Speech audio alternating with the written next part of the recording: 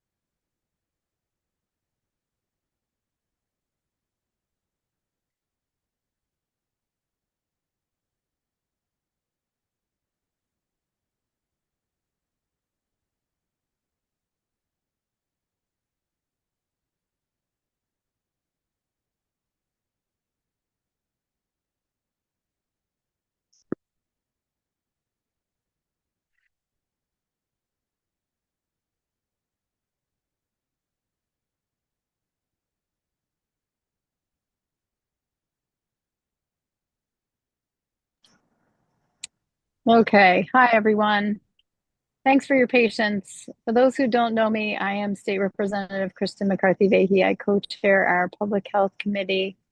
Today's group, I want to thank everyone for joining us to talk about how we address the issue of sewage disposal. And as we begin, I mentioned Senator Anwar may not be able to join us today. I certainly will be catching him up. And we'll begin with introductions. And I am going to start. I'll just call through folks as I see them. I will start with Jim.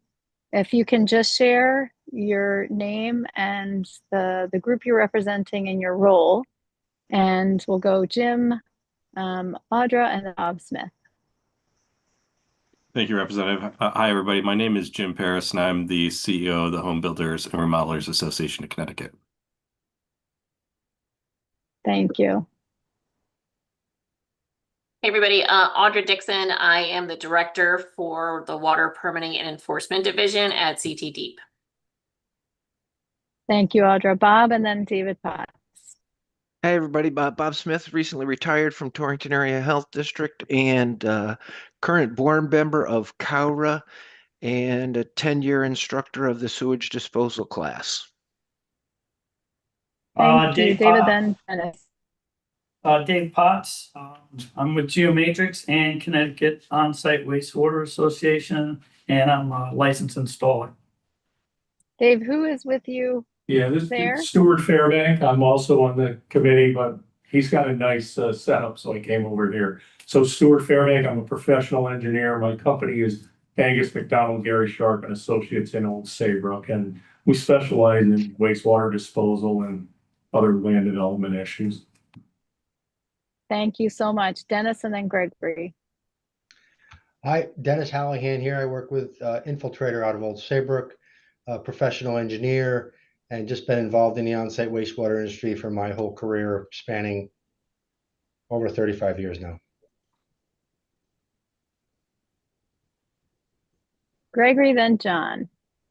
Hi, Greg Mattis, registered sanitarian. I represent the Connecticut River Area Health District. Been a registered sanitarian for 20 plus years and represent the shoreline area as well as inland areas of Connecticut as a local health official. Thank you. John, then Kevin.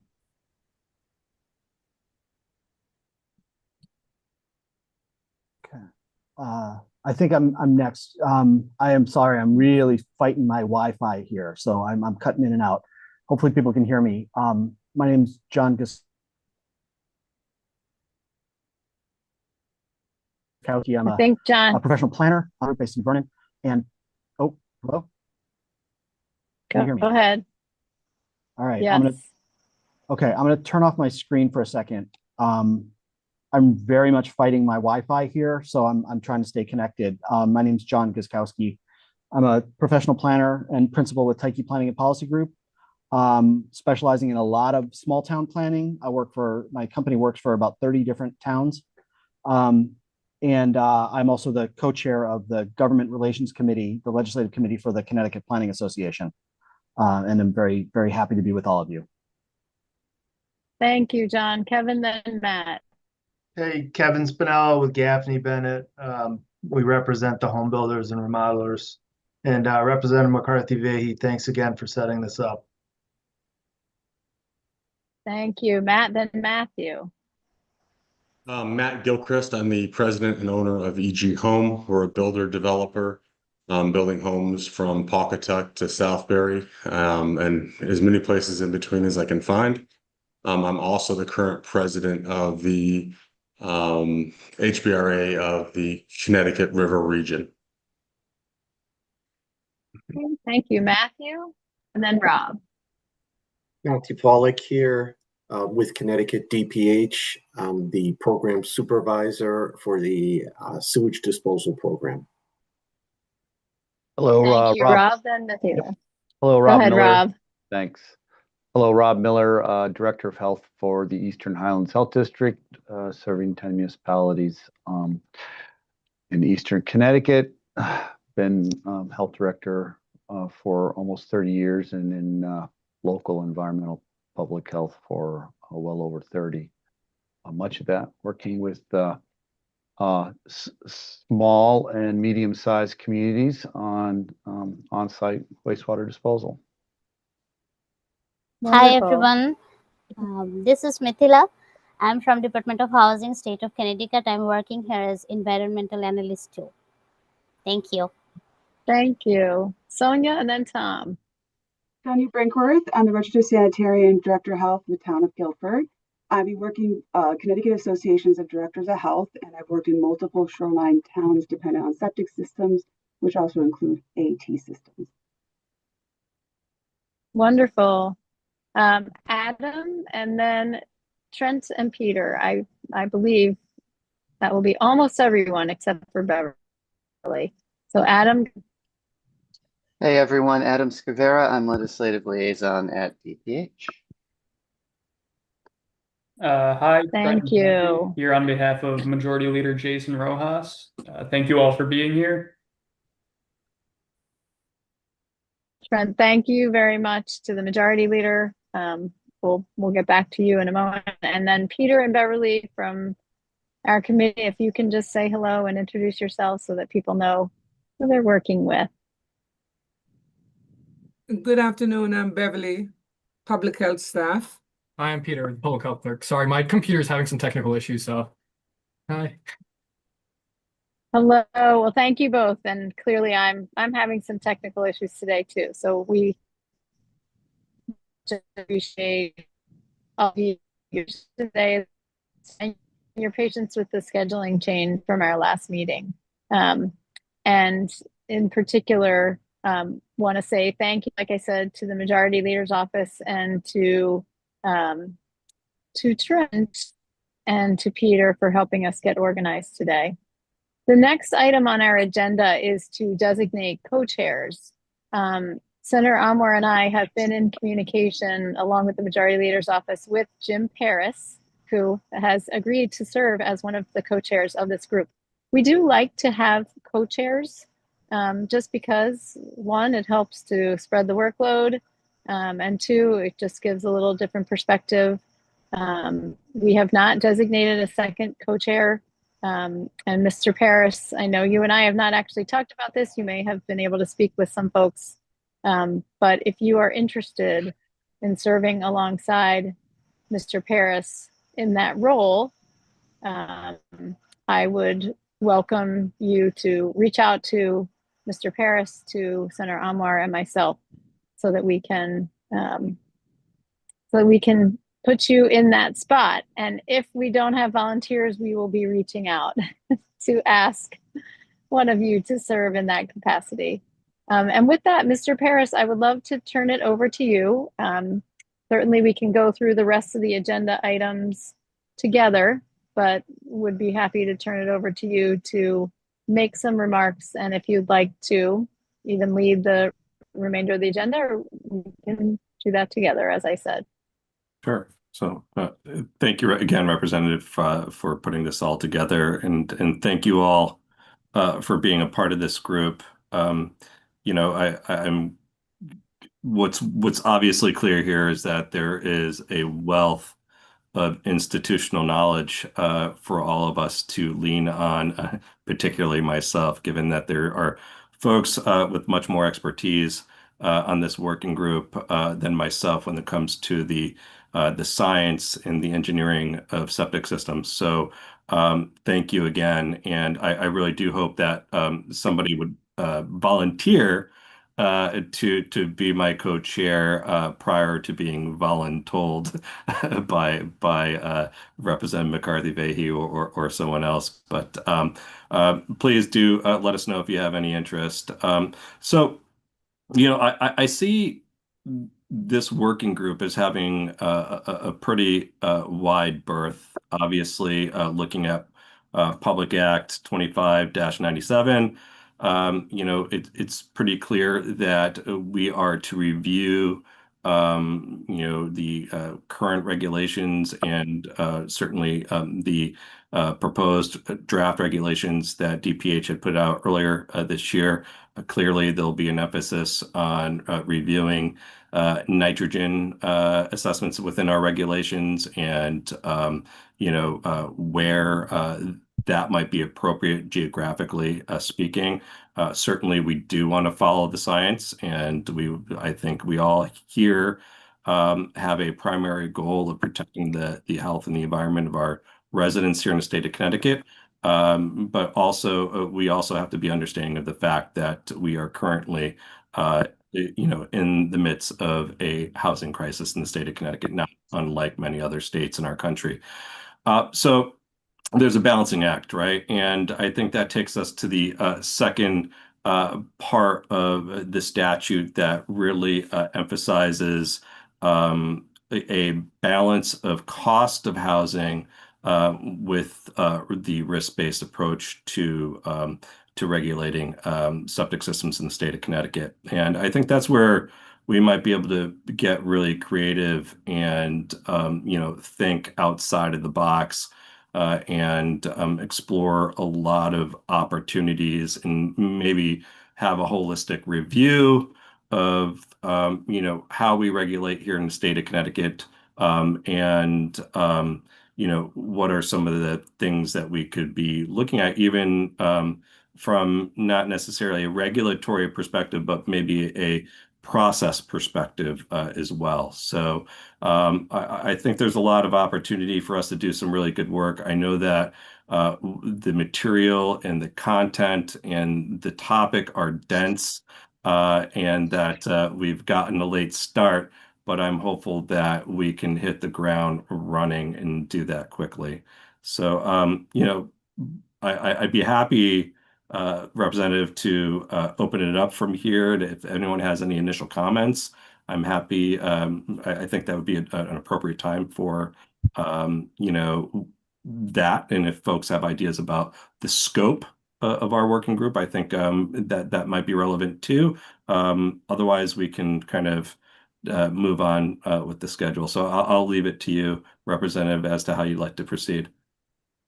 Thank you, Mr. Paris. Thanks for kicking us off. I do think that it's appropriate to have some discussion. But before we do, I do also want to thank the Department of Public Health for their partnership in working through the legislation and their willingness to come together with all of you stakeholders to be able to address this really important issue. It's one that's certainly an environmental issue. It's a safety issue. It's an issue around how we can grow our economy, improve and enhance and diversify our housing stock. It impacts on so many levels. So I think, Mr. Paris, you are correct. If folks want to make comments or questions regarding kind of the scope of work before us or just in general, I think that's great to open it up.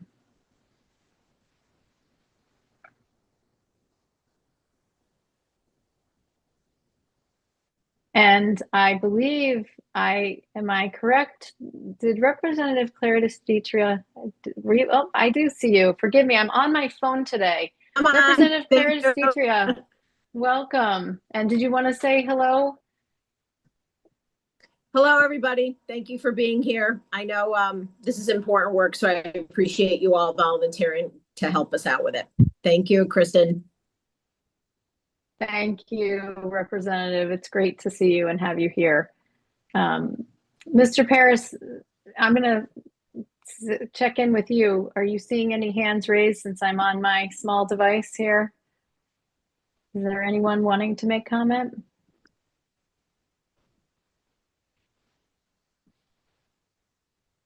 I apologize, I was muted.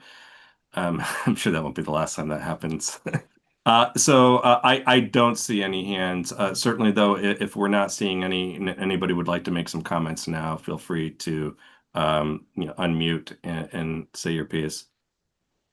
I will say from a logistical standpoint on Zoom meetings, and especially because we are on CTN, it is always helpful if you can use the raise hand function, since only one of us can be seen on the screen and talk at the same time. I am not seeing any.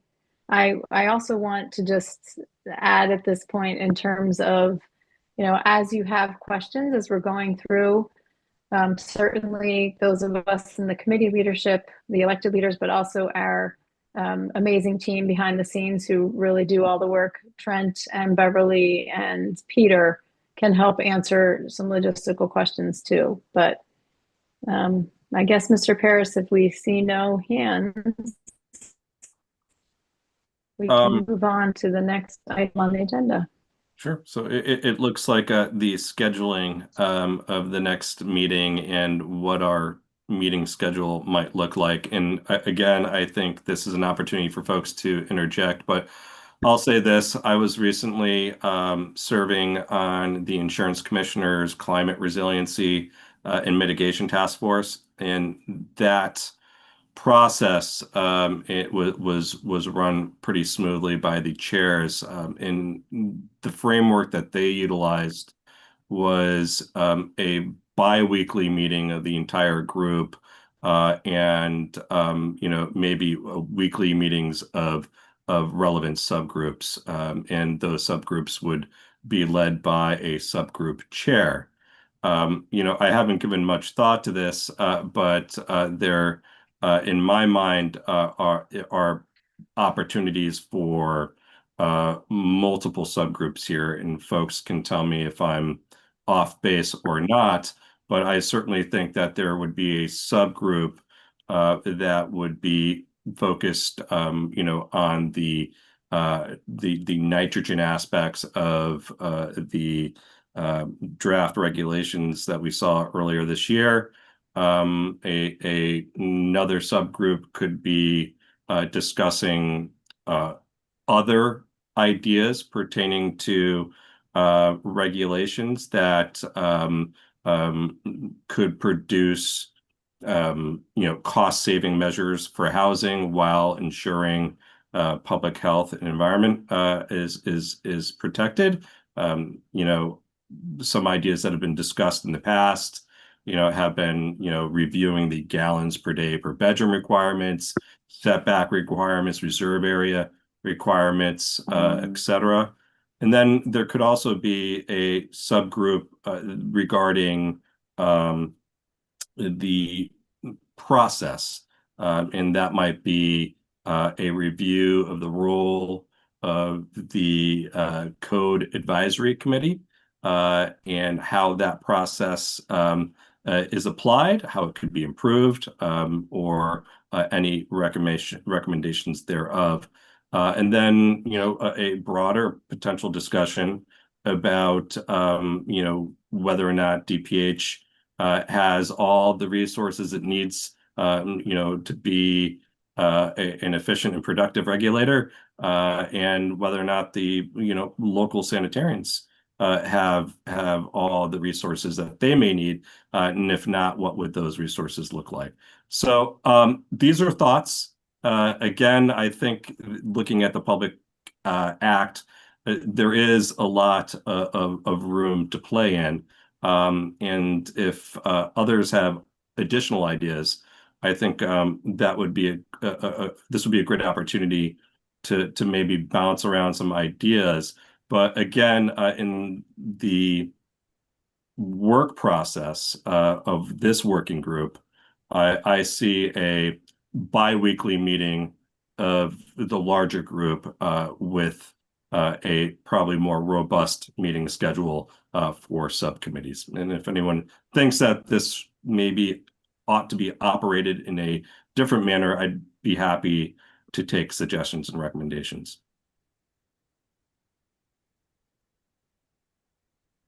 Mr. Paris, may I?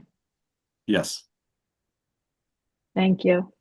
So I think that because what we had on the agenda was talking about the time and date of next meeting as opposed to what subcommittees it would be, I think that was a great preview and segue into a conversation that might be best for the next meeting to get people thinking about that, about what subgroups they might want to see. And I think that you're always better off having a set and standing meeting time.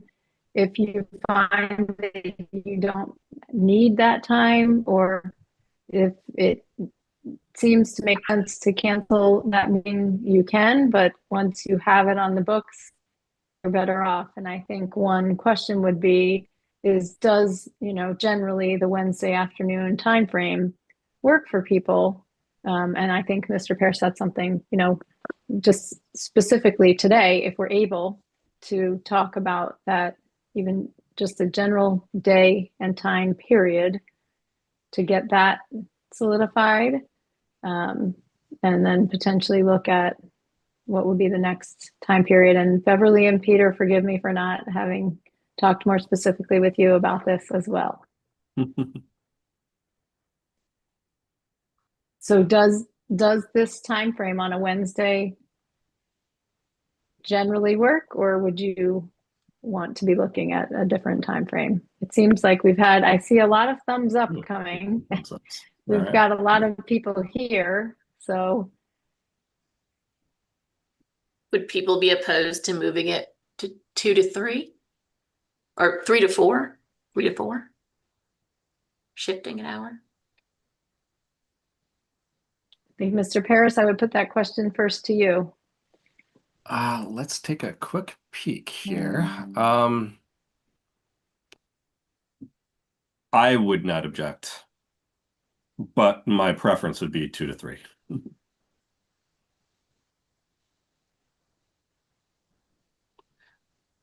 So I guess the next question would be then, are there are folks more comfortable with the 2 o'clock start or the 3 o'clock start? Is there a way to take a poll or a vote? Because I personally would like 3 o'clock, later in the day, it conflicts with other operations, but. Could Beverly do a poll real quick? I don't know that we could do a poll. We could simply actually ask people to use the raised hand function for just a moment. And that would be one simple way to do it. If we could do that. So if we start with the 2 o'clock to 3 o'clock time period. So all those who would be in favor of the 2 o'clock to 3 o'clock, if you can use the raise hand function on your, not the thumbs up, but the raise hand. That way it stays and we can actually see. And Peter and Beverly, I'm going to ask for your help with this as well. And I can call the names out that I see. I see Gregory Mattis, John Guskowski, Kevin Spinella, Sonia, David Potts, Tom Stansfield. Good 2. Yeah. We've got 2. And we've got Stu Fairbanks. We get to, yeah. We got 2. And Stu Fairbanks, that's right. And you can add me to that. Are there any? To find my raised hand here. So, okay. Yeah, I think the DPH there team's having trouble folks? finding our raised hands. So, but yeah. Okay, are there any folks whose names, again, I'll read that list of the 2 to 3 folks. That's Gregory, Sonia, Matthew, Kevin, Adam, Jim, Tom, and you have 2 votes, right? And did I miss anyone's name?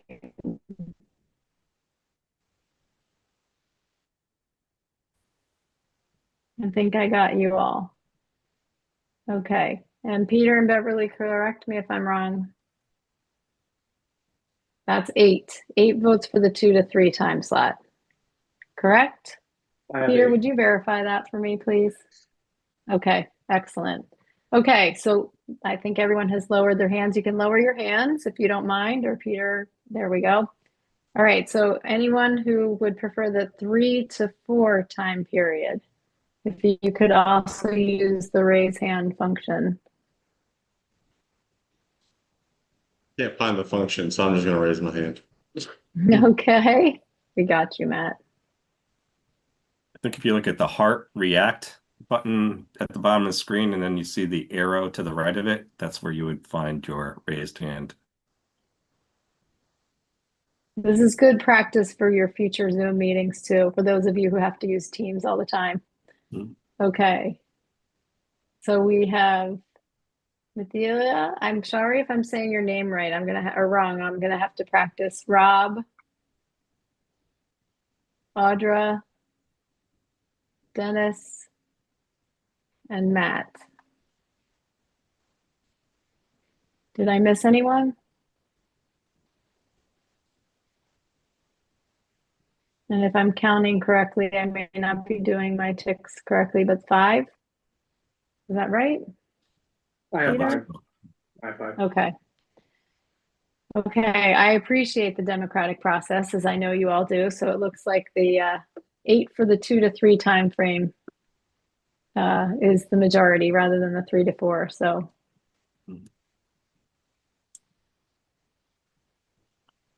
And just keeping in mind, if, for example, I'm going to use Audra as an example, if she helps to head a subgroup conversation and that group needs to meet at 2:30 or 3, there may be some willingness or ability to work together and flex on that. But for now, I think we will assume a bi-weekly meeting from 2 to 3 for the group. And given that I'm in denial about the date today, 2 weeks from today takes us to. Would it make, I apologize, Representative, would it make sense to have our next meeting a week from now, given that we have a lot to do in a short period, and then resume the 2-week process thereafter? I think that makes a lot of sense. I will say, just logistically speaking, and this is something we can work with the Majority Leader's office on as well, but we will have some Wednesday public health forums coming up on the 24th, actually. So it probably would be better and to try and do the next meeting on a week from today on the 17th. Beverly and Peter, does that work on our end logistically? Yes, Kristen, that's fine. Okay. Thank you. And then going forward from there. So that, thank you, Beverly, for clarifying. So I think we actually have now successfully accomplished the next agenda item, which is the time and day of the next meeting, which would be 2 p.m. on Wednesday, the 17th, for the full group. And in the meantime, we'd love to have a volunteer reach out who's excited to co-chair this group. And it'd be great to have someone who has a different perspective and it comes from a different background than Mr. Paris. I know you all come from different backgrounds, but we always appreciate that. And so I presume that we should expect to have any sort of Zoom or calendar invites provided to us by Peter? Yes, so the Public Health Committee will work together as the administrative backdrop.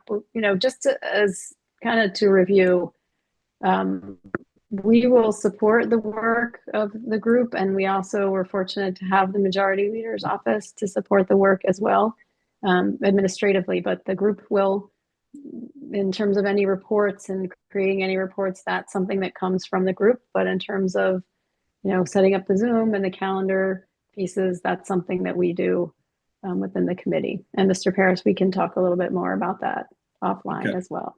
Great. And until the point where we do have a co-chair for this working group, I would be happy to mock up a draft committee agenda. And in the interim, if I'm happy for Peter or Beverly to share my email with everybody. If anyone has any ideas about what they'd like to see on the agenda, I'm happy to take those all into consideration. That's wonderful. Mm-hmm. I appreciate I'll that. share it with you, Representative, prior to publishing. Absolutely, yes. And I know I speak for Representative Claritas Detria and Senator Amwer and Senator Summers that we are also here to provide us support and assistance as well. So I think we have come to the end of our agenda. Is there any final comments that you would like to make, Mr. Paris or Rep. Claritas Detria? I'll just say that I'm again very appreciative to Representative, to the Majority Leader, and the ranking members of Public Health as well for the opportunity to have this working group. I think there again is a lot of expertise to lean on here, and I'm hopeful that we'll all come to a consensus and have a great product to report out at the end of this process. So thank you, everybody.